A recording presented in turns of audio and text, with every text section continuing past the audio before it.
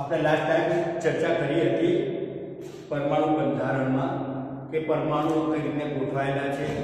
પરમાણુ એ અણુનો નાનામાં નાનો ભાગ છે, સૂક્ષ્મ કણ કહેવામાં આવે છે, જે અવિભાજ્ય છે એવું પહેલા માનવામાં આવતું હતું। ત્યારબાદ અનેક પ્રયોગોના અંતે એવું નક્કી કરવામાં આવ્યું કે પરમાણુમાં મુખ્ય બે કણો આવેલા છે, ઇલેક્ટ્રોન અને પ્રોટોન, જેને કારણે પરમાણુ અવિભાજ્ય કણ ગણી શકાતો નથી, કારણ કે ઇલેક્ટ્રોન તેની બહારની સપાટીએ રહેલા હોય છે અને તે સહેલાઈથી મુક્ત થાય છે। જે થોમ્સને ઇલેક્ટ્રોનની શોધ કરી હતી, જે થોમ્સને સૂચવ્યું હતું તે આપણે આગળ ચર્ચા કરી હતી કે પરમાણુ ધનભારિત ગોળાનો બનેલો છે અને ઇલેક્ટ્રોન તેમાં જડિત થયેલો હોય છે। બે, પરમાણુ ઋણભાર અને ધનભાર ધરાવતા બે કણોનો બનેલો છે, એટલે કે તે વીજભારની દ્રષ્ટિએ તટસ્થ છે। આપણે મેં તમને સમજાવ્યું। હવે આપણે આગળ જોઈએ રુથરફોર્ડના પરમાણુનો નમૂનો। અર્નેસ્ટ રુથરફોર્ડ એ જાણવા માંગતો હતો કે પરમાણુમાં ઇલેક્ટ્રોન કેવી રીતે ગોઠવાયેલા હોય છે। તે માટે રુથરફોર્ડે પ્રયોગ કર્યો। તે પ્રયોગમાં સોનાના પાતળા વરખ પર ઝડપથી ગતિ કરતા આલ્ફા કણોનો મારો કર્યો, એટલે એને સોનાનો વરખ લીધો 4 mm ની જાડાઈ વાળો।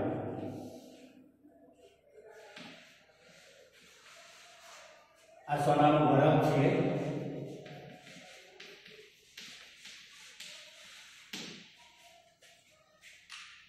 સોનાના પાતળા વરખ પર ઝડપથી ગતિ કરતા આલ્ફા કણોનો મારો કર્યો। તેણે શક્ય તેટલું પાતળું સ્તર જોઈતું હતું, તેથી તેણે સોનાના વરખની પસંદ કર્યો। બહુ પાતળું સ્તર જોઈતું હતું। વરખ એટલે શું? વિદ્યાર્થી મિત્રો, તમે મીઠાઈ ખાઓ છો, એમાં કાજુની કે કોઈ પણ મીઠાઈ હોય છે, એની પર ચાંદીનું પાતળું પડ ચોંટાડેલું હોય છે, એને વરખ કહેવામાં આવે છે। તો એવું એને સોનાનું પાતળું વરખ પસંદ કર્યું, કારણ કે સોનું ની પાતળી બહુ ઓછી હતી। આ વરખ 1000 પરમાણુ જેટલી જાડાઈ ધરાવતો હતો, એટલે 1000 પરમાણુ ભેગા કરો અને જેટલી જાડાઈ થાય એટલી જ જાડાઈ ધરાવતો હતો। આલ્ફા કણો વીજભારિત હિલિયમ આયનો છે, જો કે તેનું દળ 4u હોય છે। ઝડપથી ગતિ કરતા આલ્ફા કણો ગણના માત્રામાં જ ઉર્જા ધરાવે છે, બહુ ઓછી ઉર્જા ધરાવે છે।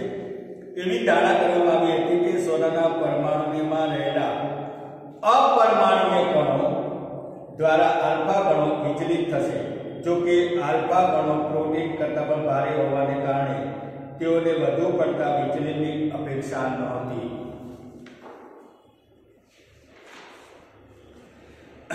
પરંતુ આલ્ફા કણ પ્રકીર્ણનના પ્રયોગ સંપૂર્ણ રીતે અણધાર્યા આવ્યા। નીચેના અવલોકનો નોંધવામાં આવે, એટલે એણે પ્રયોગ કર્યો, સોનાના વરખ ઉપર આલ્ફા કણોનો મારો કર્યો। આલ્ફા કણોનો મારો કર્યા પછી એની ધારણા નહોતી એવા એને પરિણામો મળ્યા। એમાં કયા હતા? પહેલું પરિણામ એ હતું ઝડપથી ગતિ કરતા મોટા ભાગના આલ્ફા કણો સોનાની વરખમાંથી સીધા પસાર થઈ ગયા। એટલે સોનાના વરખ ઉપર છે એમાંથી મોટા ભાગના આલ્ફા કણો પસાર થઈ ગયા।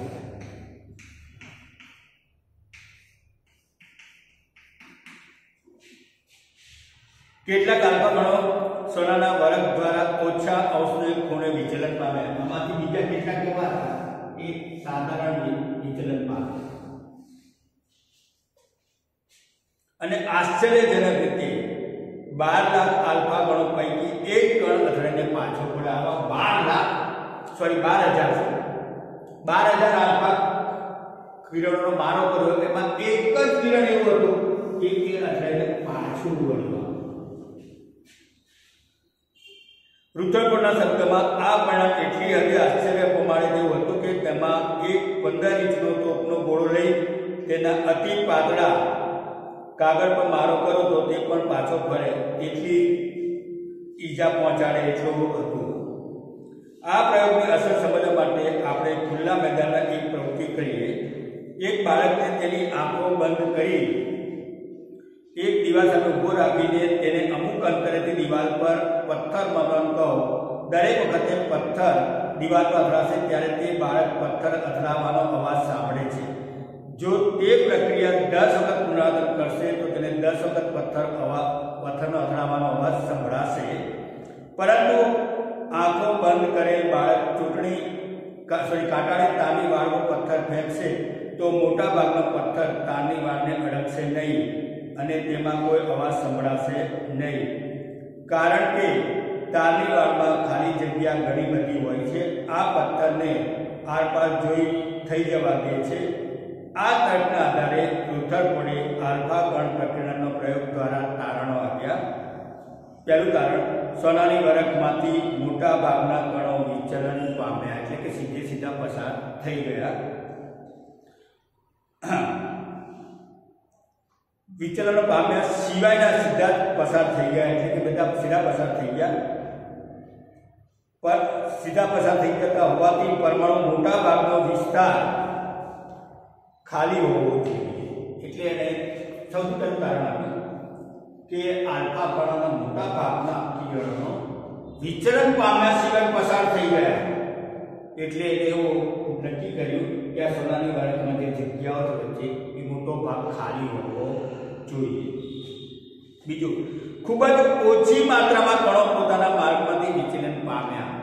બહુ ઓછી માત્રામાં આલ્ફા કણો તેમાંથી વિચલન પામેલા તરફ પરાવર્તન ત્રાસા થયા, સીધા જવા જગ્યાએ.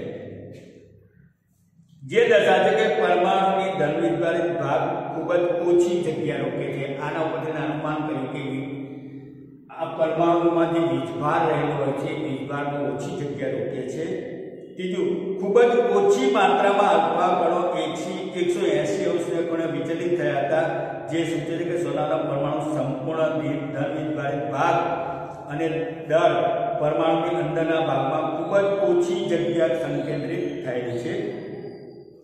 આ માહિતીના આધારે તેણે ગણતરી કરી કે પરમાણુ ત્રિજ્યા કરતાં કેન્દ્રની ત્રિજ્યા 10⁵ ગણી ઓછી હોય છે. રુથરફોર્ડે તેના પ્રયોગના આધારે પરમાણુનો કેન્દ્રીય નમૂનો રજૂ કર્યો, જે નીચે મુજબની લાક્ષણિકતા ધરાવતો હતો. એટલે કે રુથરફોર્ડે જે પ્રયોગ રજૂ કર્યો એ નીચે મુજબની લાક્ષણિકતા દર્શાવે છે. એક, પરમાણુમાં રહેલા ધનભારિત કેન્દ્રને પરમાણુનું કેન્દ્ર કહે છે.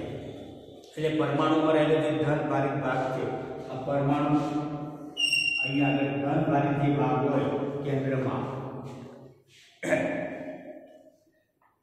એ ધનભારિત ન્યુક્લિયસ એટલે કેન્દ્ર કહેવા પરમાણુ કેન્દ્ર કહેવામાં આવે છે. પરમાણુના મોટા ભાગનું બધું જ કેન્દ્ર પરમાણુનું મોટા ભાગનું દળ તેના કેન્દ્રમાં સમાયેલું હોય છે. સમજી લો વિદ્યાર્થી મિત્રો, આપણું શરીરનું કેન્દ્ર કયું છે તો નાભી એટલે કે ડૂટી. આપણા શરીરનું બધું વજન ડૂટીની આસપાસ કેન્દ્રિત થયેલું હોય છે. એટલા માટે આપણા પેટના ભાગ આગળ વધુ વજન લાગે છે. બીજું, ઇલેક્ટ્રોન કેન્દ્રની આસપાસ નિશ્ચિત આકારના ભ્રમણ કરે છે. ઇલેક્ટ્રોન માની લો તો આ પરમાણુ છે, આ પરમાણુ કેન્દ્ર છે, અહીં ધન વિતરણ છે, અને ઇલેક્ટ્રોન આ પરમાણુ કેન્દ્રની આસપાસ સતત ગતિ કરતું હોય છે. પરમાણુના કદને સાપેક્ષે તેના કેન્દ્રનું કદ નાનું હોય છે. એટલે પરમાણુની સાપેક્ષે પરમાણુના કેન્દ્રનું કદ આપણે જોઈએ છે. આ પરમાણુ છે, પરમાણુ કેન્દ્ર છે, પરમાણુની સાપેક્ષે પરમાણુ કેન્દ્રનું કદ નાનું હોય છે. રુથરફોર્ડના પરમાણુ નમૂનાની ખામી. હવે આના પરમાણુ નમૂનાનો પ્રયોગ તો આપ્યો, પણ એમાં ખામી દર્શાવી કે વર્તુળાકાર કક્ષામાં ઇલેક્ટ્રોનનું પરિભ્રમણ સ્થાયી હોવાની સાપેક્ષ કરી શકીએ નહીં.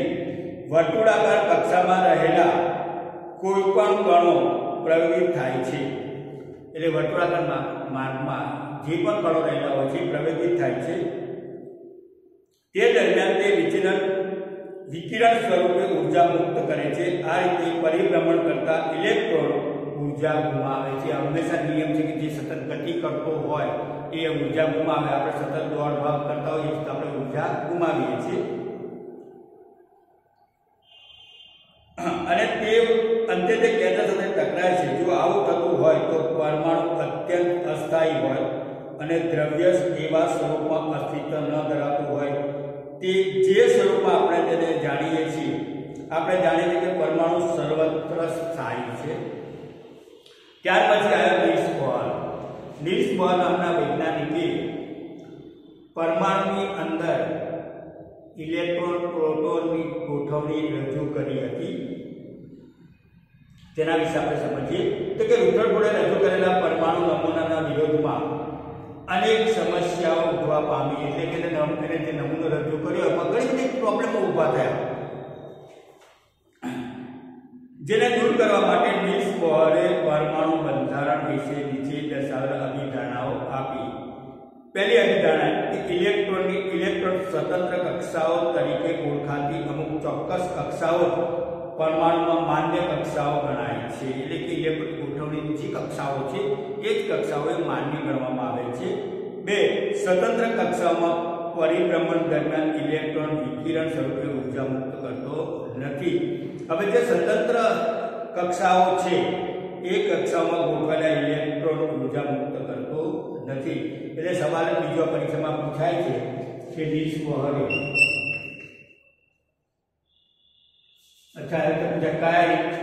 કયા વૈજ્ઞાનિકે ઇલેક્ટ્રોનની ગોઠવણી વિશેની માહિતી આપી હતી? તો નીલ્સ બોહર. આ નીલ્સ બોહર વિશે આપણે થોડું જાણીએ વૈજ્ઞાનિક તરીકે. તો કે નીલ્સ બોહર 1885 થી 1962 સુધીમાં જન્મ્યો, એને એટલા વર્ષ થયા હતા. નો જન્મ 7 ઓક્ટોબર 1885 માં કોપનહેગનમાં થયો હતો. 1916 માં કોપનહેગન વિશ્વવિદ્યાલયમાં તેઓને ભૌતિકશાસ્ત્રના પ્રાધ્યાપક તરીકે નિયુક્ત કરવામાં આવ્યા. 1922 માં તેમના પરમાણુ બંધારણોના કાર્ય માટે તેઓને નોબેલ પારિતોષિક એનાયત થયું. પ્રાધ્યાપક બોહરના અનેક લેખો પર આધારિત 3 પુસ્તકો જોવા મળે છે. એક પરમાણુય બંધારણ અને વર્ણપટ સિદ્ધાંત, 2 પરમાણુય સિદ્ધાંત અને 3 પ્રકૃતિનું વર્ણન. આ કક્ષાઓ અથવા કોષો ઉર્જા સ્તર તરીકે ઓળખાય છે. પરમાણુ ઉર્જા સ્તર તરીકે આકૃતિ દર્શાવી છે. હવે આપણે પરમાણુ વિશે જોઈએ.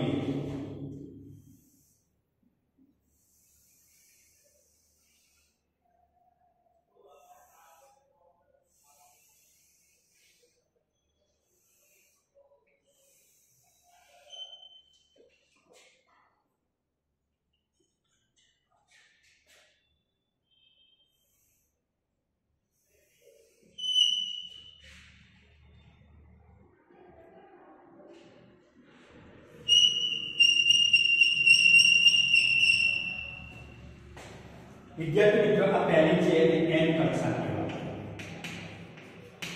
બીજી છે એને m કક્ષા કહેવાય,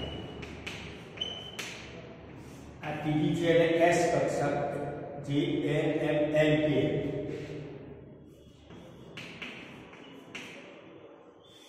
અને ચોથી કક્ષા છે એને k કક્ષા કહેવામાં આવે છે. આને પરમાણુ કેન્દ્ર કહેવામાં આવે છે.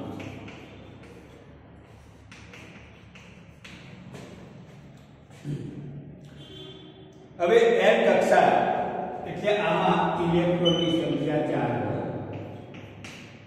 આમાં n બરાબર 3, n બરાબર 2 અને n બરાબર 1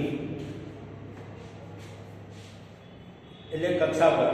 આ કક્ષાઓ અથવા કોષોને k l m n દ્વારા દર્શાવવામાં આવે છે.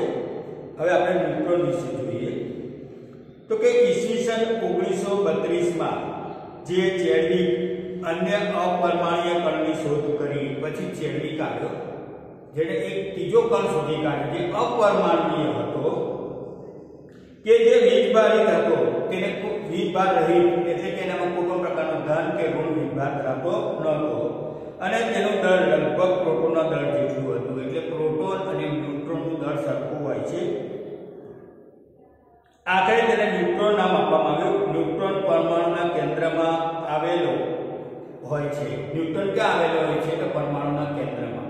પ્રોટોન અને ન્યુટ્રોનનું દળ સરખું છે. પ્રોટોન અને ન્યુટ્રોન બંને પરમાણુ કેન્દ્રમાં આવેલા છે, અને ઇલેક્ટ્રોન પરમાણુ કેન્દ્રની કક્ષાની આજુબાજુ ગતિ કરતો હોય છે.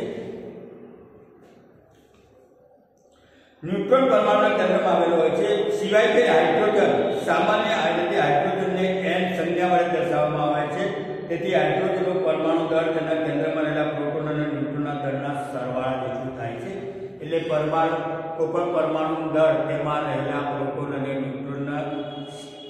ન્યુટ્રોનની સંખ્યાના કુલ સરવાળા જેટલું થાય છે. તો વિદ્યાર્થી મિત્રો હવે આપણે તફાવત પૂછાય.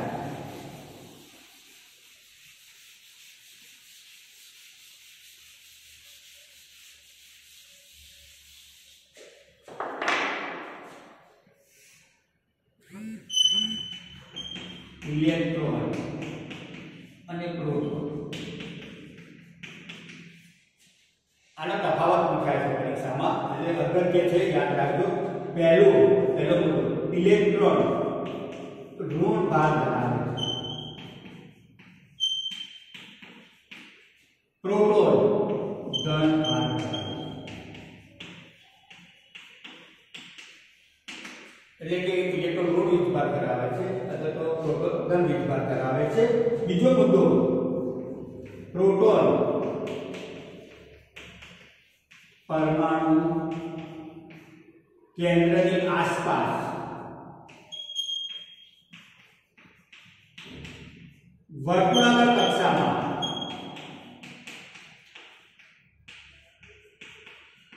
ગતિ કરતો હોય.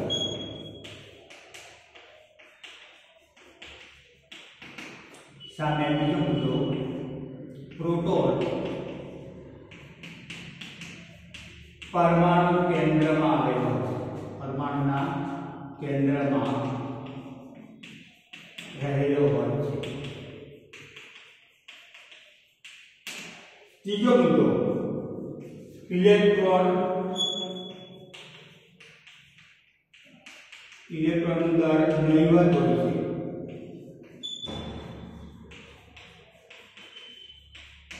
સામે પ્રોટોન ઇલેક્ટ્રોન કરતા દળમાં સહેજ ભારે હોય છે.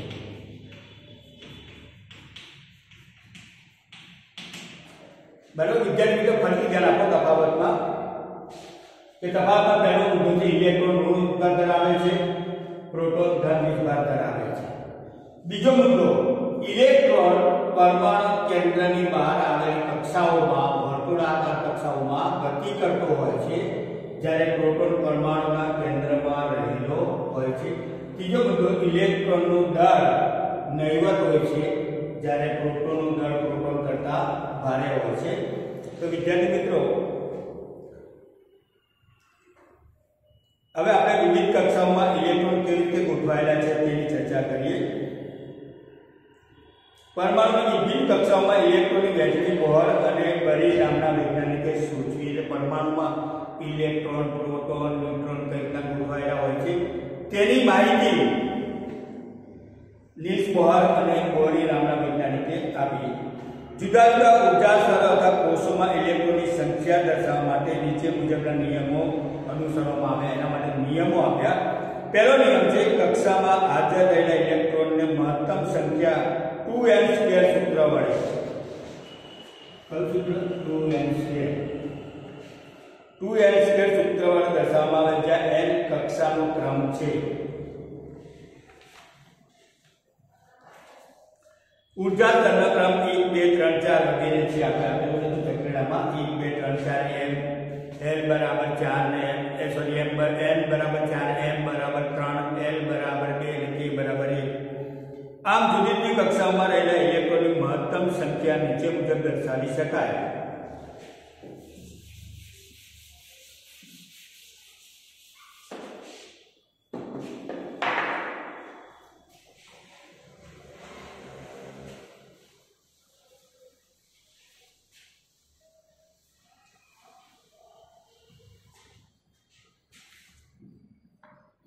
પ્રથમ કક્ષા કે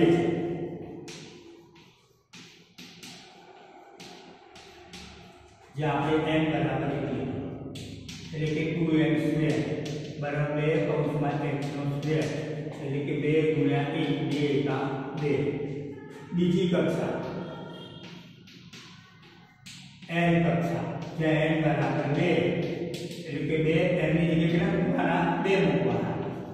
એટલે કે 2 ગુણ્યા 2 4 4 ગુણ્યા 8 ઇલેક્ટ્રોન. ત્રીજી કક્ષા KLM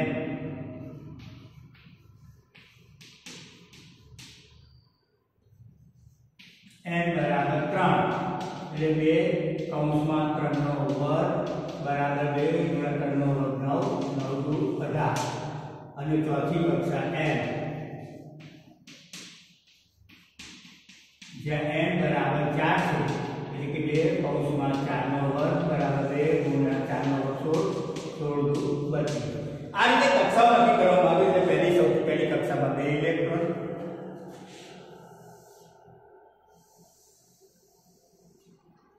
परमाणु केंद्र है आ पहली कक्षा आवशे अहींया 2 इलेक्ट्रॉन गोठवाशे पछी बीजी कक्षा आवशे एमां 8 इलेक्ट्रॉन गोठववामां आवशे तीजी कक्षा आवशे एमां आ रीते 16 इलेक्ट्रॉन गोठववाना छे बराबर अने चौथी कक्षामां आ रीते 32 इलेक्ट्रॉन गोठववाना होय छे